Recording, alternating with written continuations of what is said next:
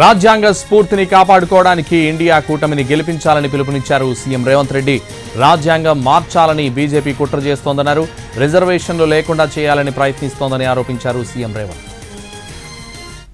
ఈరోజు భారతీయ జనతా పార్టీ దేశంలో 400 సీట్లు సాధించడం ద్వారా రాజ్యాంగాన్ని మార్చాలనే కుట్ర చేస్తున్నది.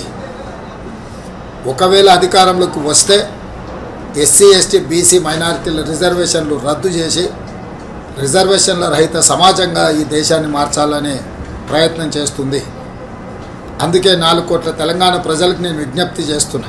ఎన్నికల బరిలో దిగిన ఇండియా కూటమిని గెలిపించడం ద్వారా ఎస్సీ ఎస్టీ బీసీ మైనారిటీ రిజర్వేషన్లను కాపాడుకోవడం, మీరందరూ కూడా కాంగ్రెస్ పార్టీకి అండగా నిలబడి 13 తారీఖు నాడు జరగబోయే ఎన్నికలలో కాంగ్రెస్ అభ్యర్థులను గెలిపించాల్సిందిగా మీ అందరికీ నేను విజ్ఞప్తి